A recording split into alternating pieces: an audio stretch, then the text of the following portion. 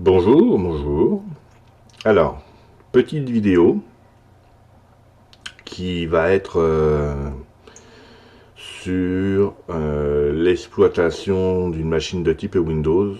Donc, prise de contrôle à distance d'une machine de type Windows, même si celle-ci a été mise à jour et qu'elle contient tous les patchs de sécurité que Windows a sortis dernièrement.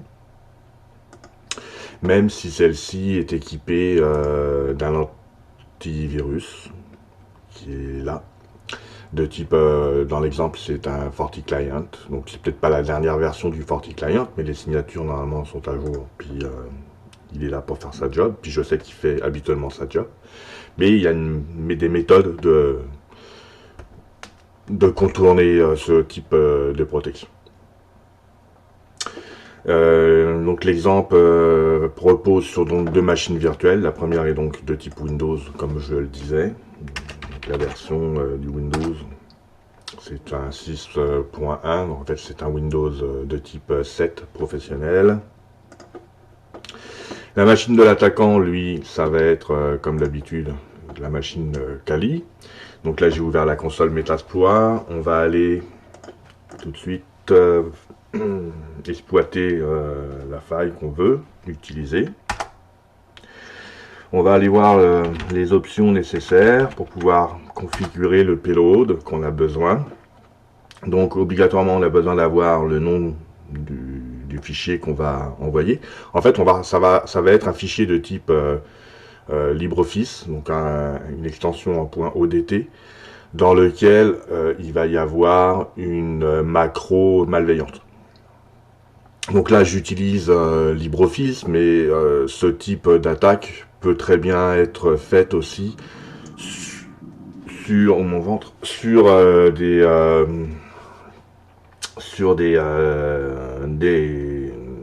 logiciels de type Word, Excel ou bref le pack Office, ça fonctionne aussi. Il y a des macros. Et on va voir que c'est ça le truc. On va utiliser, c'est une attaque de type engineering social. Donc ça repose surtout sur la faiblesse humaine. Comme toujours, ou presque toujours.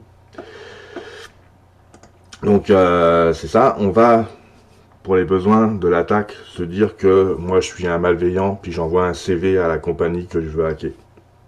Donc on va faire un set filename cv.odt. Puis à mon serveur d'écoute, ça va être mon Kali, donc en l'occurrence le set srv host va être 192 68 68 53. Le port par défaut du serveur d'écoute, on va laisser 80 80.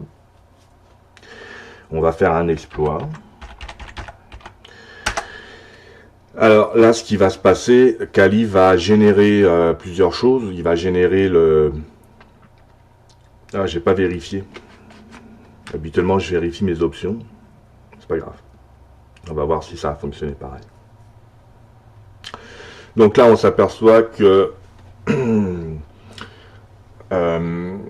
Kali a ouvert un serveur reverse TCP donc sur son adresse à lui 53 avec le port 4444, qu'il a ouvert aussi une connexion web, donc un serveur web via le port 53, le port 8080 sur l'adresse 53 toujours, puis le fameux PIB Brenum avec un nom bizarre, ça c'est le payload, ça c'est la charge virale, c'est le TCP reverse, d'accord.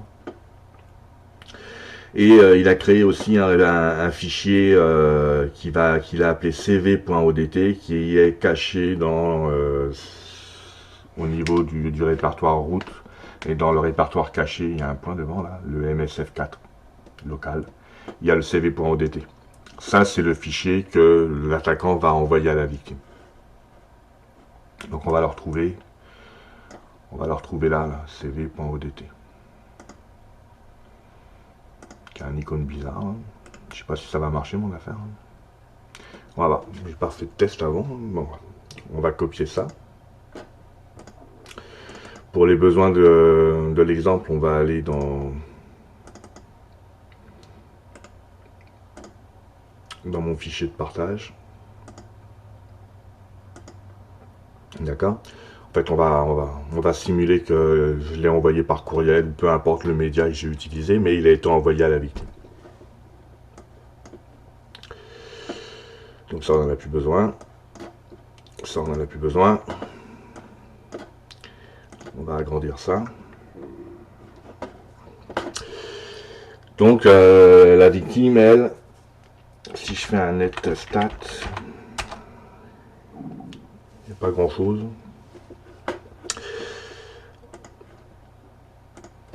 On va dire que je vais aller chercher mon CV que je vais ouvrir.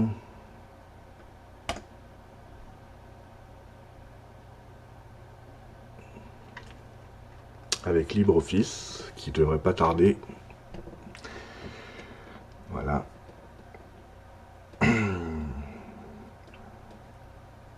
Et on va voir comment ça se... Déjà, on s'aperçoit d'une chose, c'est que l'antivirus, lui, pour lui, c'est passé comme dans du beurre. Ouais, c'est passé comme dans du beurre, il l'a pas détecté. Donc là, on a une fenêtre PowerShell qui s'ouvre. En fait, on a une commande CMD avec une commande à l'intérieur. Là, il a assez, il reste assez longtemps à l'écran. Hein. Il reste assez à l'écran longtemps, mais c'est dû au, en fait qu'on est sur une machine virtuelle et que j'ai pas beaucoup de ressources sur cette machine virtuelle là.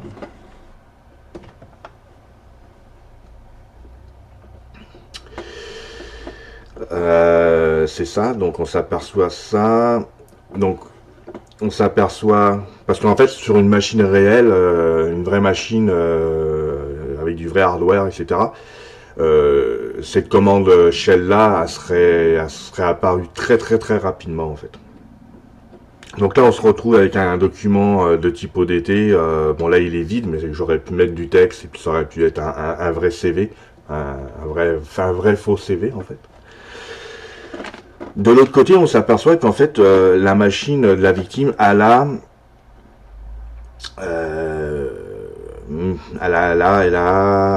initié une connexion de type TCP, puis que la connexion est ouverte. La session 1 est ouverte. Donc je vais rentrer dans ma session 1.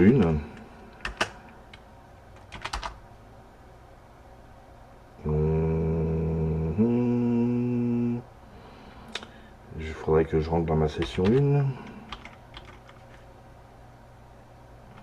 Ok, il y a peut-être simplement...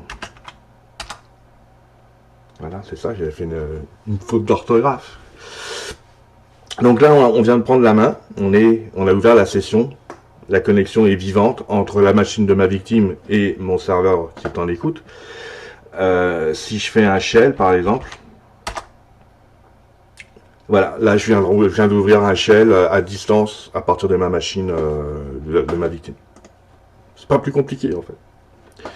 Donc là, même si par exemple je me remets dans la peau de la secrétaire qui est en train de voir le CV, etc., bah j'en ai plus besoin, elle me dit qu'elle ferme. Elle va fermer. Ok, elle a fermé son CV, elle travaille plus avec, sa machine est restée ouverte. Mais moi, j'ai toujours la main en fait. Hein. Si je fais un task list, j'ai tous les process qui sont en exécution sur la machine distance en fait. Ok. Donc si je fais un exit de ça pour sortir du shell, puis que je fais un help en fait, là je vais avoir toutes les commandes que je vais pouvoir faire à distance sur la machine. Ok, il y en a pas mal, on va peut-être pas passer à travers tout ça, mais tout ça pour vous dire que lui là, il a rien vu. Et c'est tout à fait normal qu'il ne voie rien. Pourquoi? Parce que le document en question, la macro qui contient, ben, c'est une macro de type PowerShell, bon, c'est pas plus compliqué que le PowerShell. Bah lui, il exécute une commande légitime. On va aller voir la commande PowerShell justement. Que la seule façon de m'en apercevoir, c'est de regarder mes connexions vivantes. Est-ce qu'il va me la mettre? Il me le met, il me le met, il me le met, il me le met. 53, il est là. Ok, là tantôt on ne l'avait pas. Et là on s'aperçoit qu'en faisant un net stat, on s'aperçoit qu'au niveau des connexions d'ouvertes, ma machine, j'ai effectivement ma connexion qui est ici, qui est vivante, et c'est établi. Voilà. Donc après je pourrais faire ce que je veux. Je pourrais faire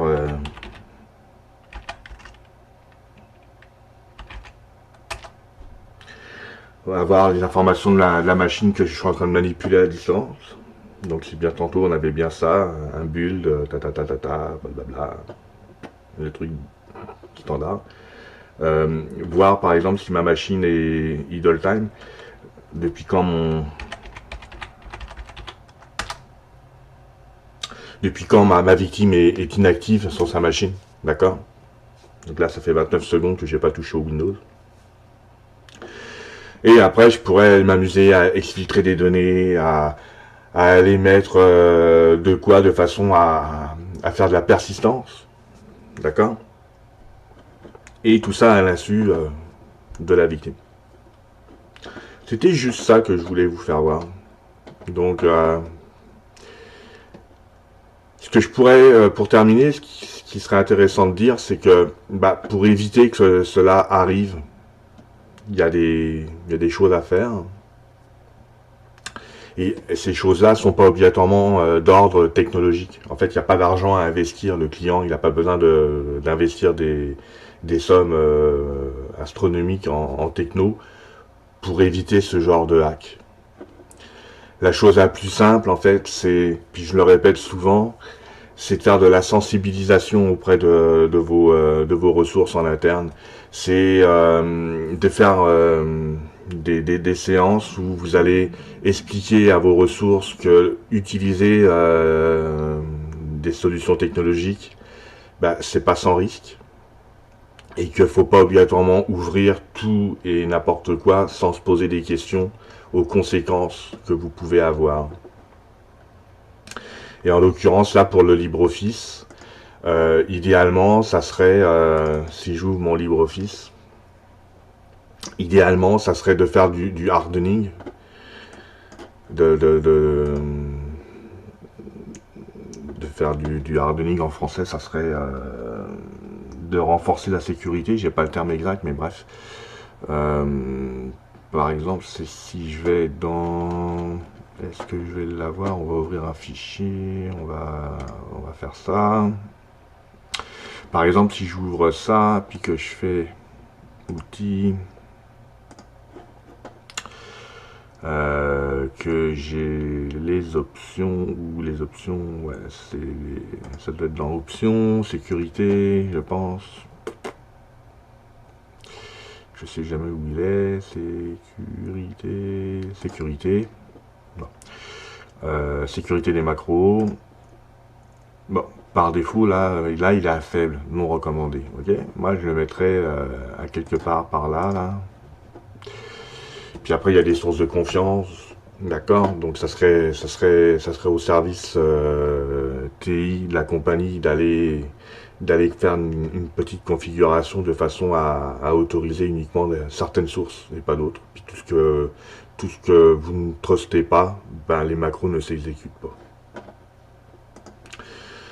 Voilà, c'est ce que je ferais personnellement, parce que là, même si, parce qu'il faut pas croire, moi sur le segment réseau que j'utilise là, il y a un FortiGate quand même. Ok. À ce niveau-là aussi, on pourrait aller fermer certains ports. Moi, par défaut, là, j'ai vu que c'est un segment de test, j'ai quand même pas mal de choses ouvertes, mais je pourrais aller fermer certains ports. Déjà là, ça aiderait. Mais bon. Mais on va dire que dans une petite PME, les gens sont peut-être pas, ont pas tout ça comme connaissance. Donc c'était simplement pour vous dire que voilà, c'est très simple. Et pour finir, je vais vous faire voir à quoi ressemble le PowerShell, qui est un PowerShell plutôt assez simple. La commande PowerShell, elle ressemble à ça en fait.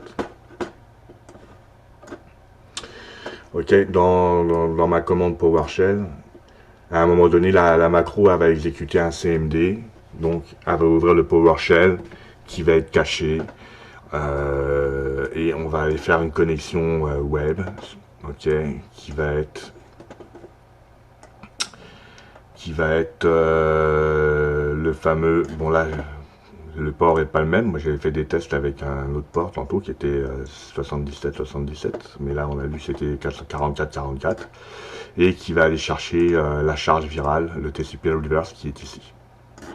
Donc on pourrait aller voir à quoi ressemble le fameux TCP reverse. Est-ce que je l'avais téléchargé tantôt pour l'éditer, puis pour voir comment il est, l'analyser en fait. Je sais pas si je l'ai conservé. Ouais, il est là. Donc on va l'ouvrir avec on va l'ouvrir avec le bloc-notes par exemple. On va voir qu'est-ce qu'il nous affiche.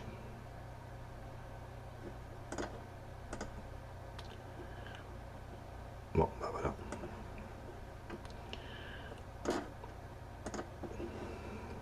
Donc là, faudrait passer, mais c'est ça, le PowerShell, c'est la charge virale, c'est ça en fait. Ok, donc il faudrait l'analyser là, parce que ça a été créé, en fait c'est un automatisme que Kali a fait tout seul comme un grand. Hein. Mais c'est ça, c'est pas plus, c'est que ça, c'est fou. Hein. Voilà, donc même si la conclusion en fait c'est fort simple, la conclusion c'est même si vous avez un Windows ou peu importe le SE que vous avez, que ce SE, ce système d'exploitation donc, il est à jour, que vous avez un antivirus, vous n'êtes pas à l'abri de ce type d'attaque. Pas plus compliqué. Voilà. Sur ce, bye.